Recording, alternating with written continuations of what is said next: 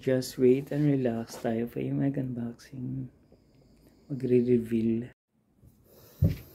Good morning universe, good morning earth, good morning Masti, and good morning Labrador. To this vlog is mag-reveal tayo kung ano, kasi yung ano natin, yung passbook natin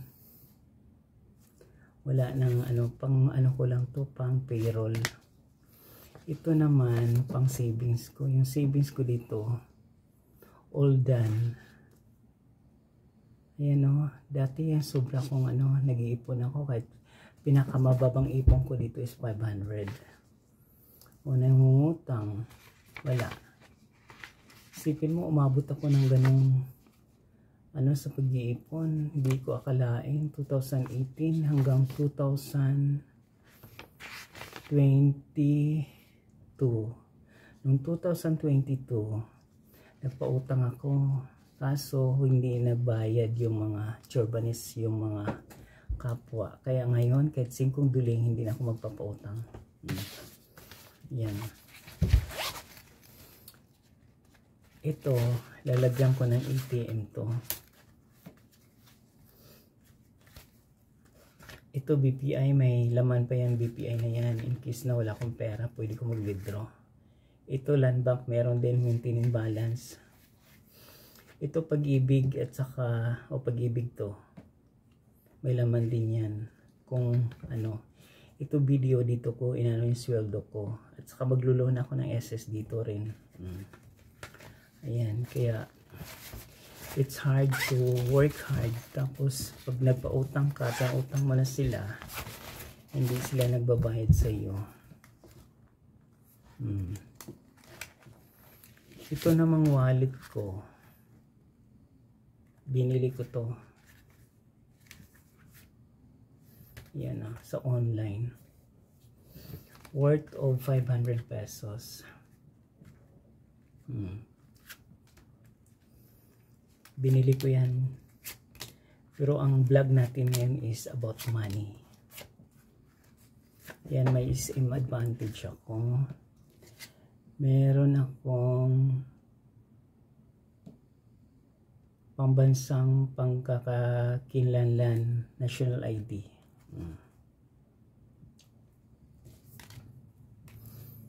Ayan, Suki card Palawan. Suki card Palawan. At saka St. Peter Die Beautiful. 3 St. Peter ko, yung isa inaano ko na ngayon. Ito yung pangkalawan. Ito yung SS ko. Ang pangit ko dito, oh. Diyos ko, para akong butiking Pasay nagdodroga. Sa totoo hindi ako nagdodroga, ha? Ganun lang ako pangit noon kasi stress ako. Mahirap ma-stress. Kaya ito yung dalawang ID ko. Yung ano, ginawa ko, kinonvert ko siya ng PBC. Kaso nagbayad ako, PhilHealth at saka T-number. Nagbayad ako ng, nawag nito, 150 bawat isa.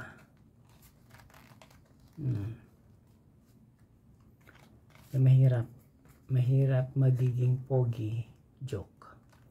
Ayan. Ito, binili ko to siya para pampaswerte, pero kailangan mo mag-work, hindi yung bibili ka dito, ididikit mo dyan tapos di ka magtratrabaho. Hindi ganun. Kailangan mo mag-work, oy. Ayan, para meron kang pera, hindi yung aasa ka lang sa iba. Pero itong may nagbigay sa akin ng pera, hindi ko i-reveal kung magkano to.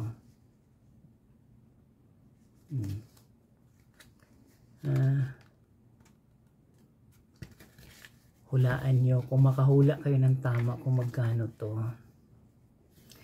Magbibigay ko ng 500 pesos. Kasi malapit na birthday ko, mayroong nagpapadala, pero never ako nanghihingi ng kahit ano sa mga kamag-anak ko abroad.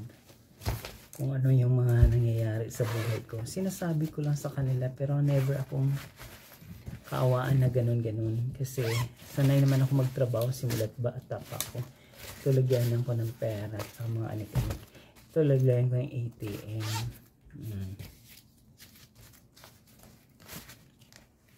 ATM at saka yan, diyan ko nilalagay. Kaya dito sa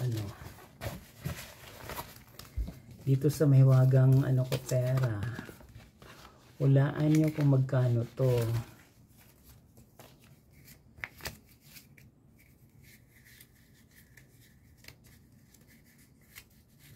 Tama nyo mahulaan yung pera. Ayan.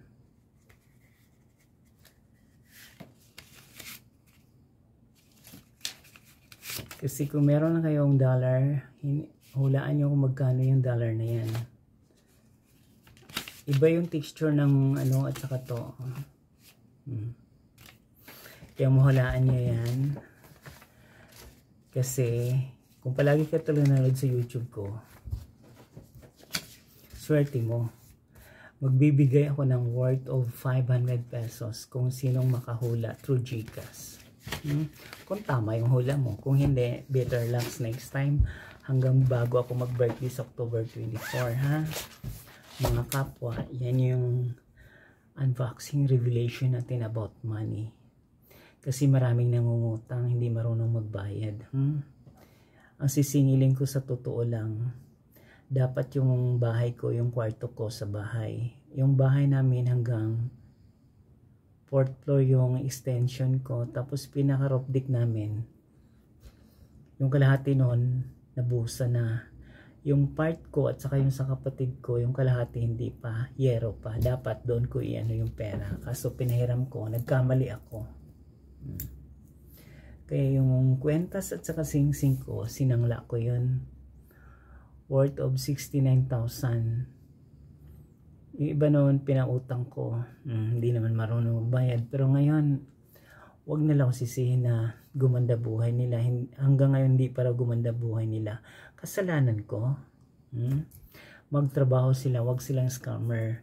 Pinagpipray ko sila na sana gumanda yung buhay nila kaysa buhay ko. Ako, nagtiyaga ako mag-work 9 hours, extension pa with 3 hours. Minsan, para humaba oras ko kasi may edad na ako. I'm going to 53 years old this coming October. Kaya pinagtiyagaan ko yung work ko. Pero itong company na to, wala na, magsasara na. Kaya malungkot, tanggap ko na. I don't hesitate myself for doing this. Kasi lahat ng namang bagay sa mundo, temporary. Wala tayong magagawa. Ganun talagang life. Pag-move on tayo. Pero ako tanggap ko na magsara yung company. Matagal nang sarado. In-extend lang to. Pero I'll never give up. Kaya sabi ko ni yung friend ko dun sa burger machine, pwede ako mag-extra. Sabi niya, minimum mama. Kasi matagal na kaming friendship. Mga nagbibili naman ako doon. Pero ngayon, talagang nilaanan ko siya ng panahon na magtatambay ako after kong mag-work dito. Kasi hindi mo naman alam kung hanggang kailan ka rito sa work. Pero tanggap ko na. Pwede naman ako magtrabaho service crew na hindi masyadong mabigat. Pero sabi niya marunong ka na mag-inventory. Sabi ko alam ko yan. Pero ang sahod doon, pag extra ka, arawan, minimum din siya. Yun nga lang, walang kain.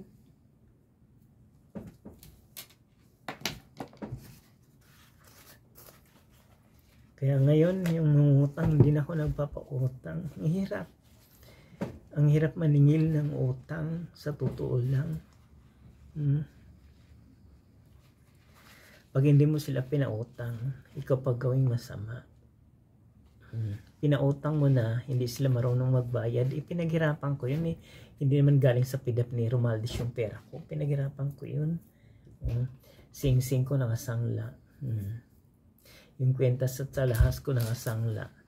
Pag yung lahat sila sinangla ko sa God, 100,000. Diba, Kuya Juan? Saan ka? Yun lang yung asset ko. Kailang matubos ko yun. Kasi pag wala akong pera, nasa province ako, pwede ko isangla yun.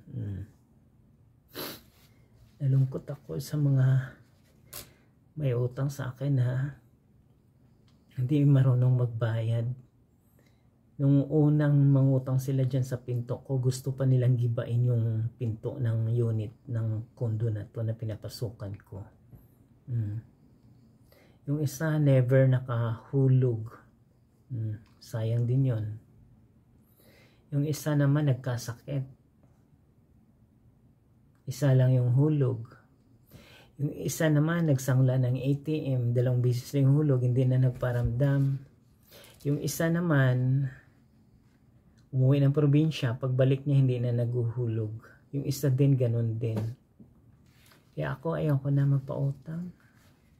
Naiyak ako sa mga nangutang sa akin. Tapos sabihin nila masyado kung ano. Hindi na nga ako nagpapatubo sa pera ko.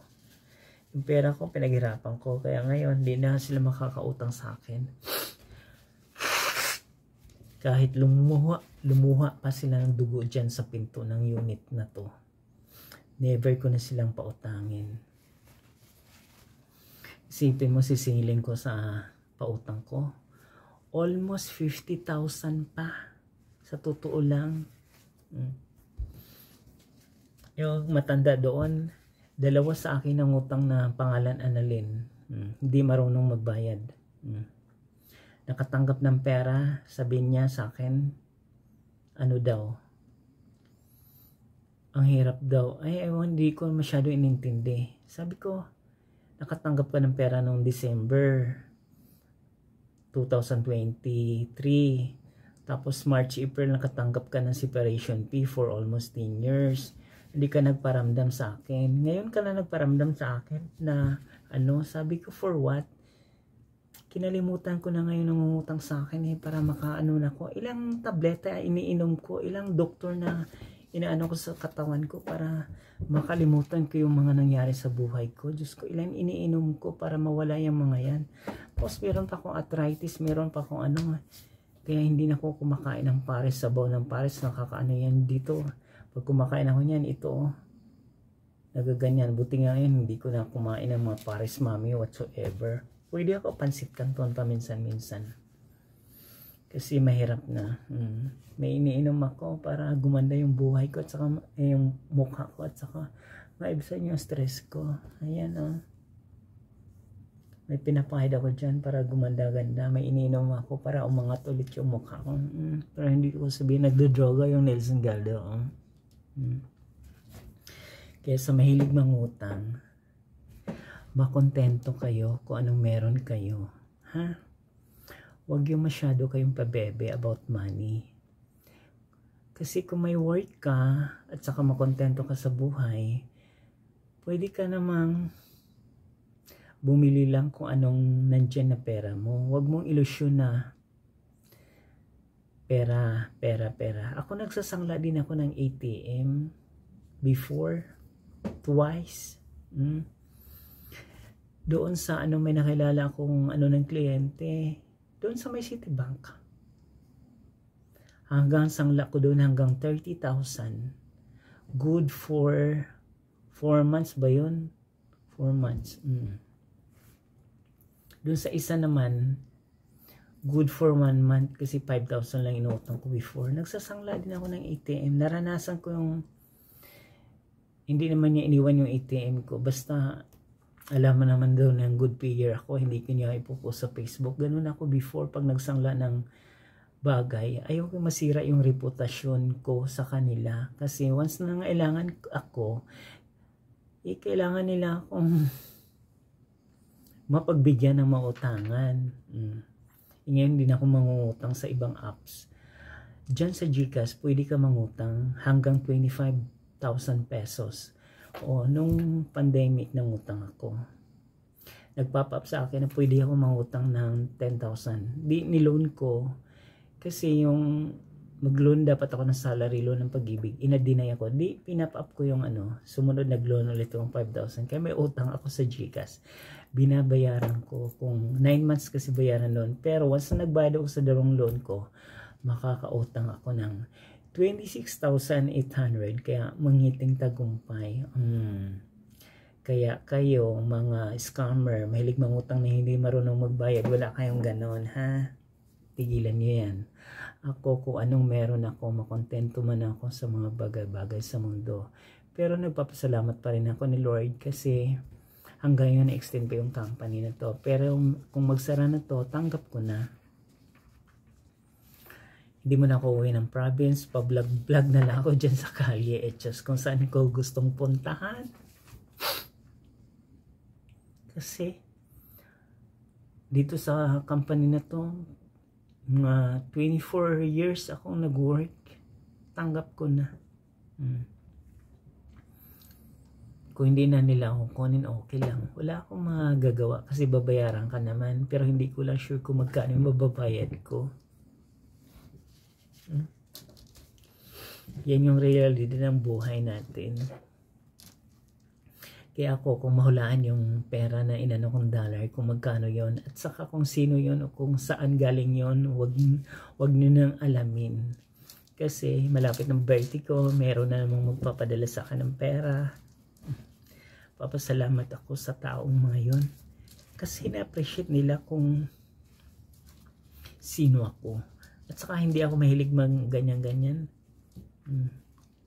Papasalamat ako na binigyan ako ng ganon dollar at saka yung peso padating pa. Kaya just waiting ako para magkaroon ako ng ngiting tagumpay. Yung true friendship ko ililibre ko bago ako mag-birthday o mawala sa kumpanya na to. Kasi ganun talaga, move on to na next level. Hindi ako tatakbong kahit ano. Wala akong inano ng mga senador or whatsoever. Gusto ko lang magiging kapwa para ngiting tagumpay. I believe this is my journey. Yung nag-ano pala, kalimutan ko yung pangalan, ano yun.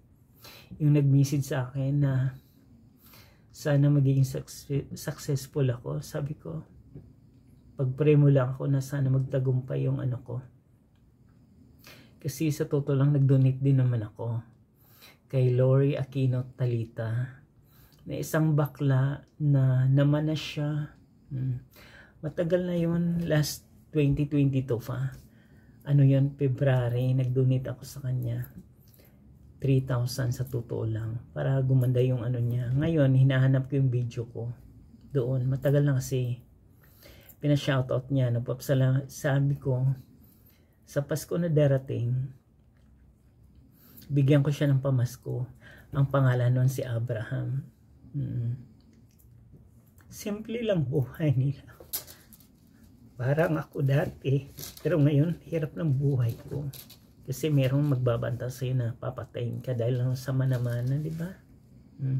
Kaya once umuwi ako ng province, magpapa-blatter ako sa police station sa amin. Kaya dito, ingat-ingat ako sa paglalayas. Kailangan kong mag-mask o whatsoever para hindi ako kilala. Alam mo naman, yung buhay mo isa lang. Once na tinamaan ka, wala na. Patay na. Kung meron kang kamandag ni Satanas, kung wala, sorry. Pag tinamaan ka, mamimili ka St. Peter or Commonwealth St. Peter or Quezon Ave. Ganon talaga ang journey ng buhay. Dahil lang sa pamana yan, dahil sa pera.